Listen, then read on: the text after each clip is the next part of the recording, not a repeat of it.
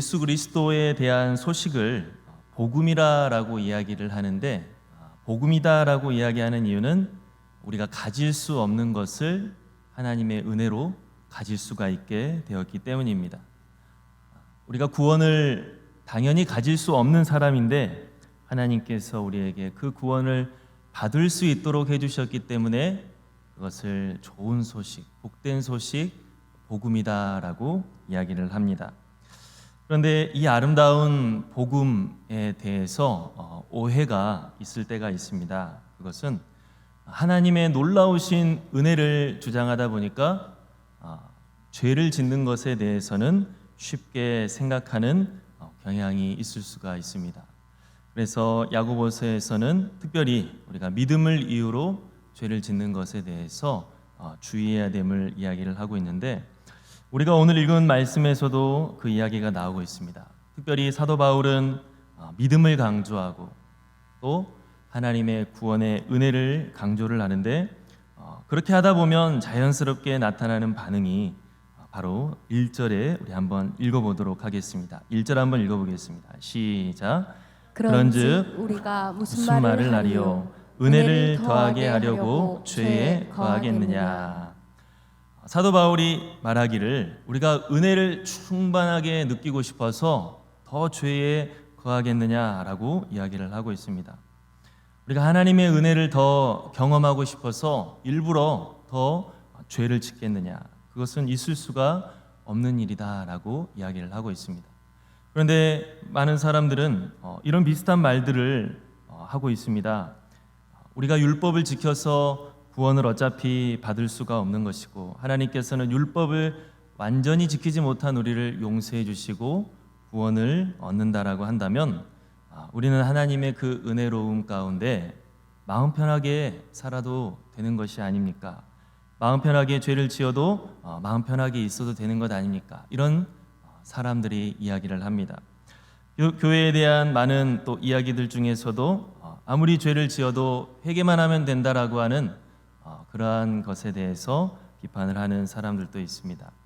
만약에 우리가 하나님의 용서를 믿고 하나님의 은혜를 생각하면서 죄를 짓는 것을 아무렇지도 않게 생각한다고 한다면, 그래서 오늘 바울이 이야기했던 것처럼 있을 수 없는 일을 이야기를 하는 것입니다. 우리가 죄 가운데에서 구원해 주시는 하나님의 은혜를 찬양해야 되지만 그 은혜를 이유로 죄를 짓는 것을 쉽게 생각해서는 결코 안 될 것입니다. 오늘 말씀은 왜 우리가 하나님의 은혜를 의지하지만 죄를 쉽게 생각해서는 안 되는지에 대해서 나와 있는데, 우리 한번 천천히 살펴보도록 하겠습니다. 우리 한번 2절 말씀 다 같이 한번 읽어보도록 하겠습니다. 2절 시작. 그럴 수 없느니라. 죄에 대하여 죽은 우리가 어찌 그 가운데 더 살리요? 우리가 왜 하나님의 은혜를 핑계로 해서 죄를 쉽게 생각할 수 없느냐? 우리는 죄에 대하여 죽은 존재이기 때문이다라고 이야기를 하고 있습니다. 성도는 왜 죄를 멀리 해야 되느냐? 우리들은 죄에 대해서 죽은 존재이기 때문이다. 죄에 대해서 죽었다라고 하는 말은 무슨 말이냐? 우리가 죄의 몸이었고 하나님과 원수되었던 자가 이제 예수 그리스도 안에서 죽고 하나님이 새롭게 피조물로 탄생시켜 주셨다라고 하는 말입니다. 이전에 하나님의 원수되었던 자가 예수 그리스도 안에서 이제는 하나님과 화목된 자, 하나님의 아들, 딸로서 새롭게 태어났다라고 하는 것입니다. 그래서 이전에는 하나님을 모르던 자였고 하나님을 기쁘시게 해드리는 것이 아니라 원수되었던 자가, 그리고 죄의 지배를 받았던 자가 이제는 하나님을 기쁘시게 해드릴 수 있는 존귀한 자로 새로 태어났기 때문에 우리들은 죄를 가까이 할 수 없다라고 이야기를 하고 있습니다. 특별히 사도 바울은 오늘 세례의 모습을 통하여서 우리에게 그것을 알려주고 있습니다. 우리 한번 3절부터 5절까지 다 같이 한번 읽어보도록 하겠습니다. 3절부터 5절 시작. 무릇 예수와 합하여 세례를 받은 우리는 그의 죽으심과 합하여 세례를 받은 줄을 알지 못하느냐? 그러므로 우리가 그의 죽으심과 합하여 세례를 받음으로 그와 함께 장사되었나니 이는 아버지의 영광으로 말미암아 그리스도를 죽은 자 가운데서 살리신과 같이 우리로 또한 새 생명 가운데서 행하게 하려 함이라. 만일 우리가 그의 죽으심과 같은 모양으로 연합한 자가 되었으면 또한 그의 부활과 같은 모양으로 연합한 자도 되리라. 아멘. 사도 바울은 오해하지 않아야 된다라고 이야기하면서 그 이유가 바로 우리가 죄에 대해서 죽었기 때문이다라고 이야기를 하고 있습니다. 우리들의 정체성을 헷갈리지 말고 분명하게 알아야 된다라고 이야기를 합니다. 그게 바로 이제 세례를 통하여서 그리스도인이란 과연 누구인가에 대해서 이야기를 하고 있습니다. 세례는 우리가 잘 알다시피 물로 씻는 예식입니다. 예수님을 믿는 자는 예수 그리스도의 은혜로 죄 씻김을 받는다라고 하는 것을 상징하고 있습니다. 그런데 또 세례는 그것을 뛰어넘어서 예수 그리스도와 연합하는 것을 상징하고 있습니다. 원래 세례는 침례라고라도 불렸는데 물에 잠기는 의식입니다. 우리가 세례를 받을 때 물에 들어갔다가 다시 나오는 것, 그게 과연 어떤 의미가 있느냐? 내가 예수 그리스도와 함께 죽고 또 예수 그리스도와 함께 다시 살아난다라고 하는 의미가 있습니다. 물속에 들어가면 당연히 익사하듯이 우리가 옛날에 하나님과 원수되었던 나는 예수 그리스도의 십자가 아래 같이 못 박혀서 죽고 물속에서 다시 일어나는 것은 내가 이제 예수 그리스도께서 부활하심과 같이 새롭게 태어난다라고 하는 것을 상징하고 있습니다. 그래서 우리가 세례를 받을 땐 예수님의 그 은혜를 인하여서 내가 죄 씻음 받는다라고 하는 것을 상징하기도 하지만 또한 내가 예수님과 함께 십자가에 못 박혀서 옛사람 죄의 몸은 죽고 이제 예수님과 함께 새 사람 새롭게 하나님의 자녀로서 태어나는 줄로 믿습니다라고 하고 받는 것이 바로 세례이다라고 하는 것입니다. 우리는 세례를 통해서 단순히 내가 예수님을 믿습니다, 예수님의 십자가를 믿습니다라고 이야기하는 게 아니라 예수님의 그 십자가와 부활의 사건에 참여하기를 원하는 믿음의 고백이 있습니다. 내가 직접 죽지는 않았지만 예수님이 십자가에 못 박혀 죽으실 때 나도 같이 죽는 것이고 내가 다시 예수 그리스도께서 부활하신 것 같이 새로운 피조물로 다시 살아나게 된다라고 하는 것을 바로 믿음으로 고백하며 받는 것이 세례다라고 하는 것입니다. 이처럼 우리 그리스도인은 예전과 달리 새롭게 태어나기를 원하는 그러한 사람들이 그리스도인인데 이러한 정체성을 가지고 있는 자가 하나님의 은혜를 핑계로 죄 짓는 것을 아무렇지도 않게 생각하고 기뻐한다라고 한다면 그것은 말이 안 되는 것이다라고 이야기를 하고 있습니다.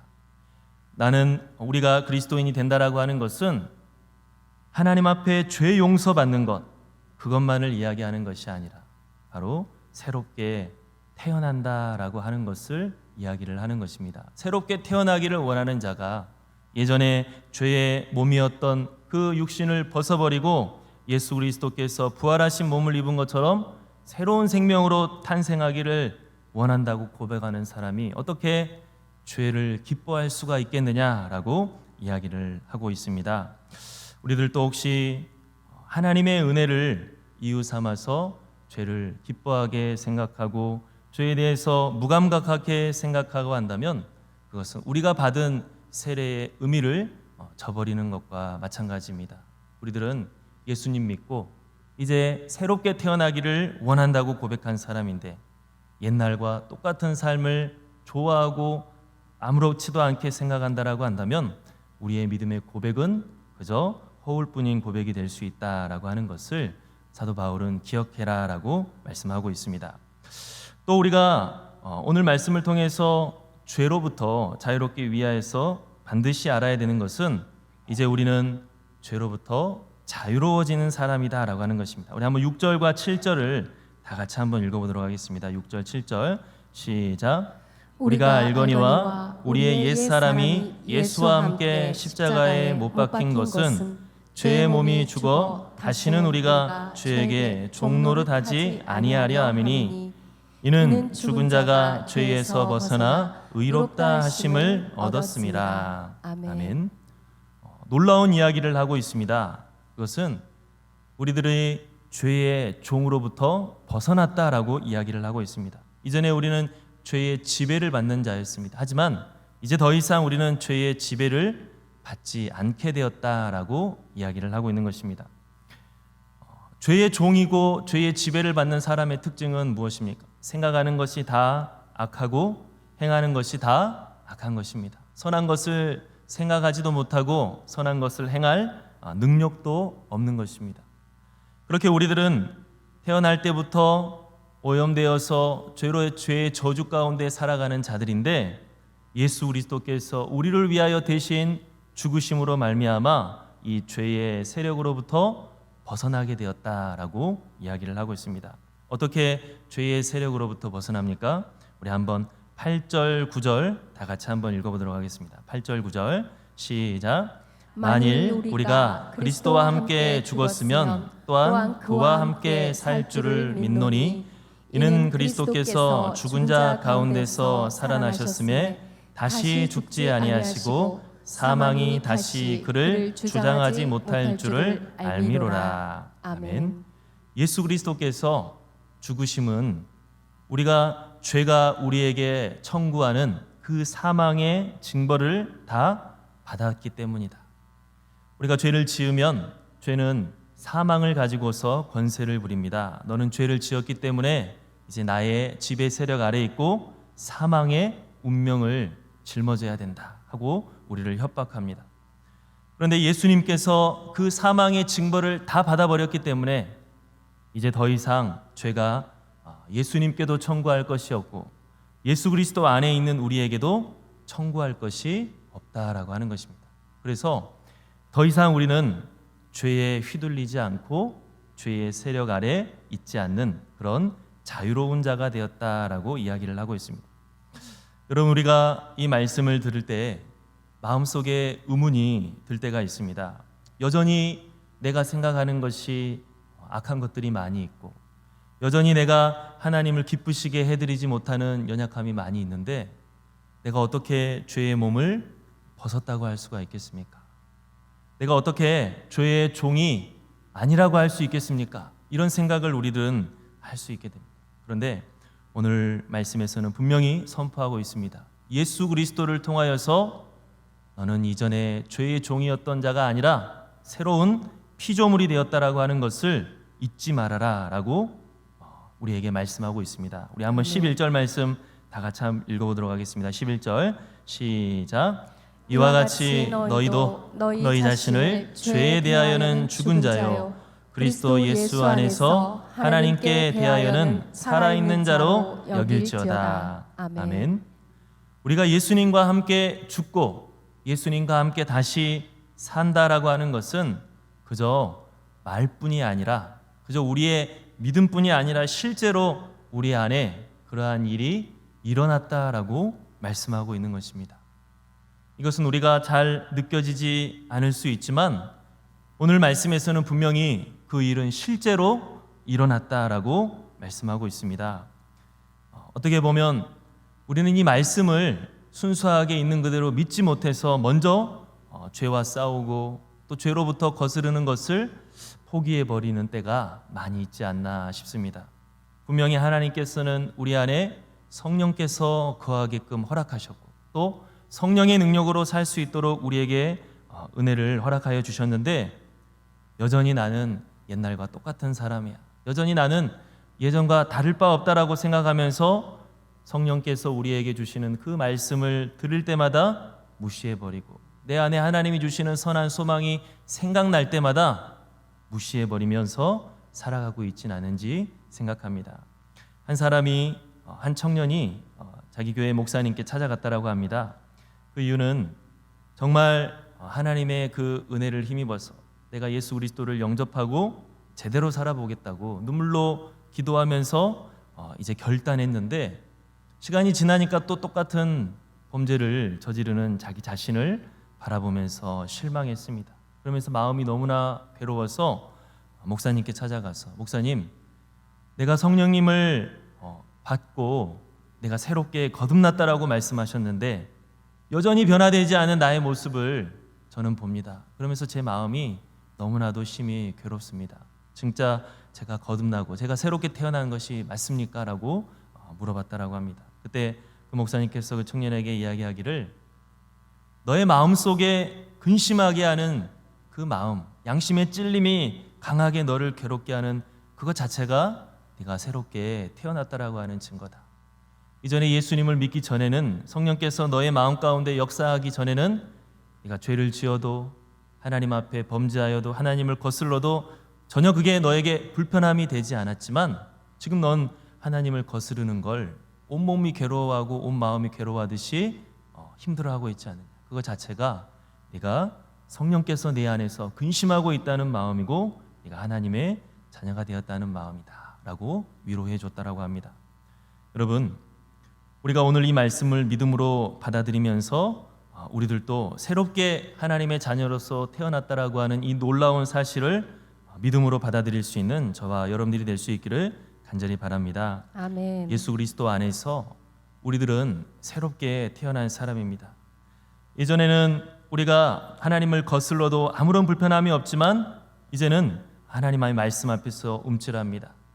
아무리 세상에 돈이 많은 사람도 아무리 권력자도 진실로 하나님을 믿는 사람이라고 한다면 말씀 앞에서 당신은 이것을 잘못했습니다, 말씀 앞에서 이것은 문제가 있습니다라고 하면 다들 움찔움찔합니다.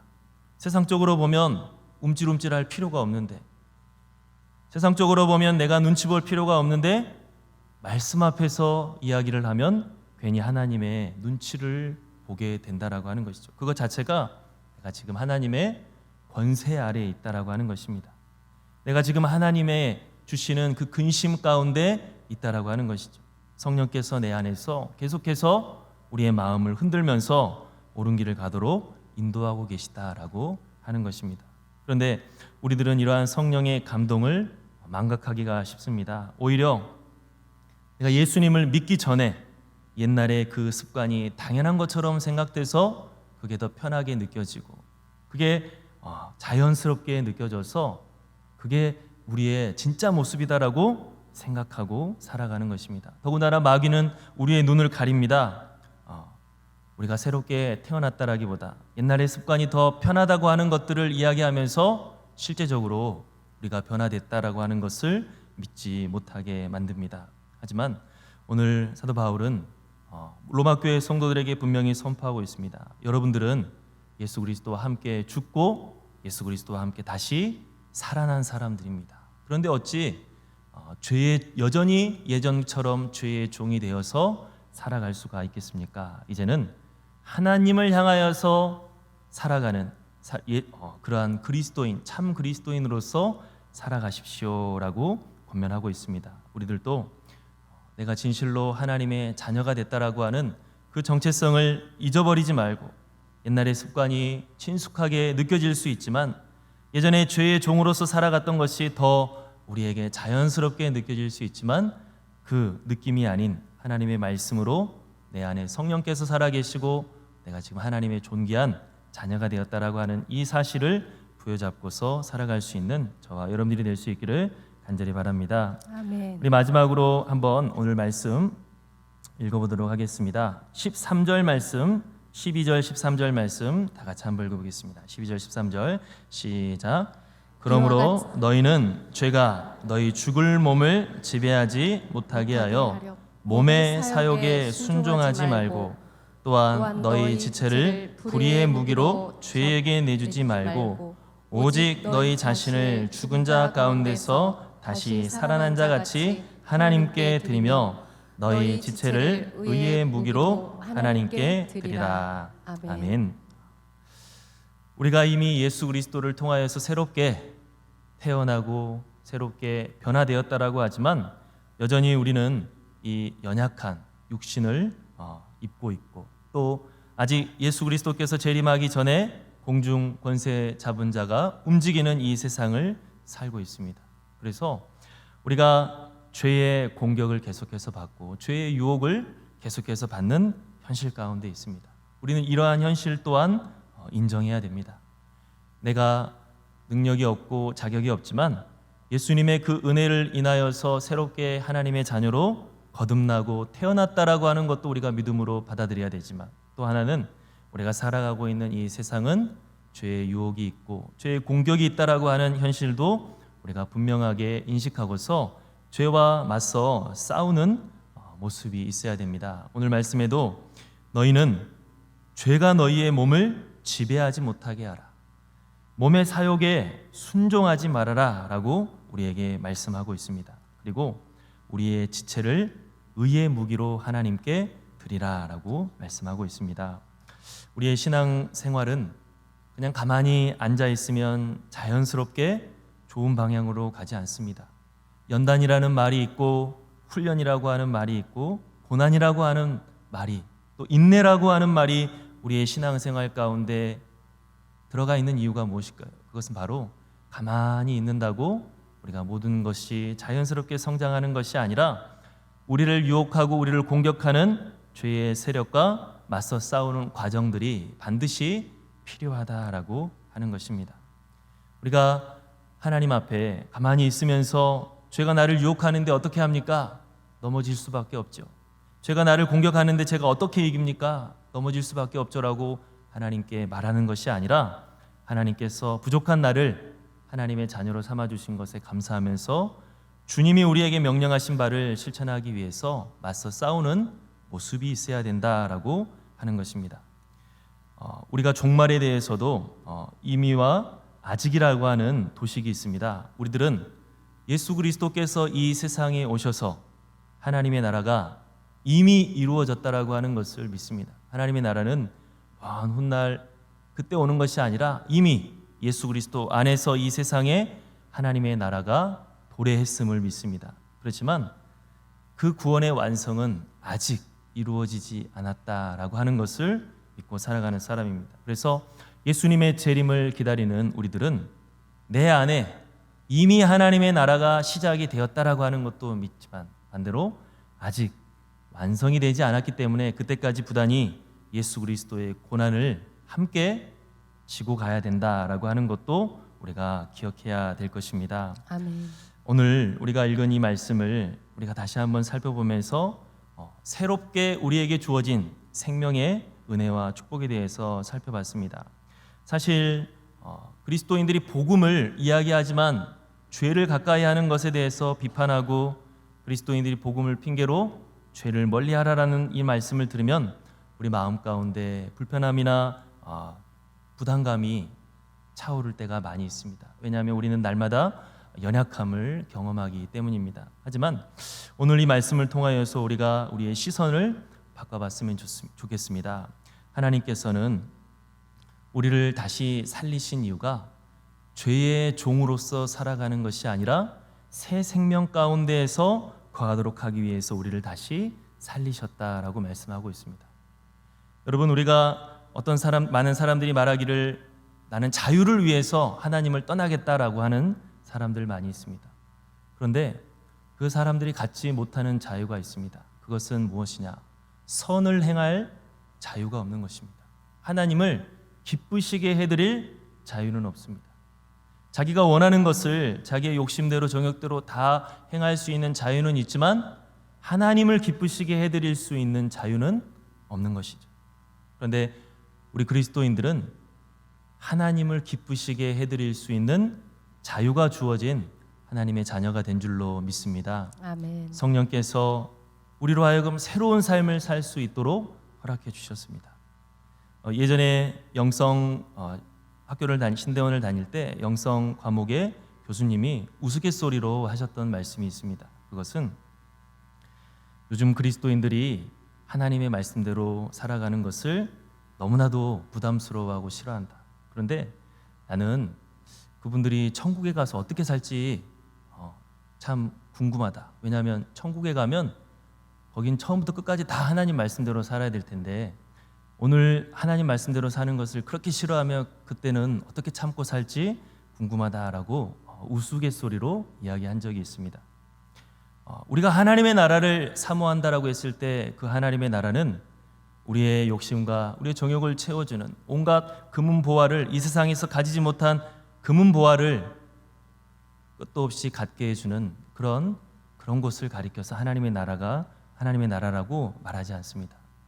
예수 그리스도께서 우리에게 가르쳐 주신 하나님의 나라는 죄의 종이었던 사람들이 이제는 존귀한 하나님의 자녀로서 죄의 지배에서 억눌리고 죄만 지을 수밖에 없었던, 그래서 사망의 두려움 속에 살 수밖에 없었던 사람들이 이제는 하나님의 자녀로서 거룩하고 아름다운 삶을 살면서 주님께서 우리에게 허락하여 주신 영생을 누리며 사는 것이 바로 하나님의 나라입니다. 처음에 예수 그리스도를 영접할 때 우리 마음 가운데 뜨거운 감격과 뜨거운 감동이 몰려왔던 이유가 무엇입니까? 그것은 이 세상과는 다른 하나님의 나라를 보았기 때문입니다.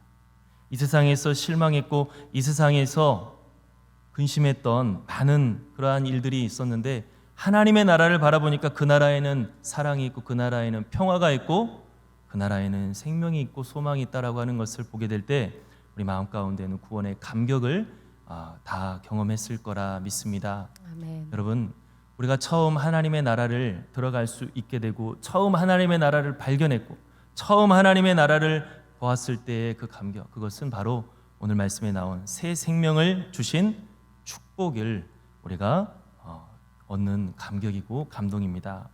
단순히 죄를 짓지 말아라, 어떻게 하나님을 믿으면서 죄를 지으려고 하느냐, 이 말만 들으면 그것은 너무 답답한 말이 될 수 있지만 하나님께서 우리에게 새 삶을 살 수 있는 기회를 주셨다. 하나님께서 우리에게 새로운 삶을 살 수 있는 자유를 주셨다라고 하는 말씀으로 받아들인다면 예수 그리스도 안에서 오늘 이 말씀은 귀하고 축복된 말씀이 될 줄로 믿습니다. 아멘. 다시 한번 주님의 이 말씀을 붙잡고 주님이 주신 새 생명을 누리며 살아갈 수 있는 저와 여러분들이 될 수 있기를 간절히 바랍니다.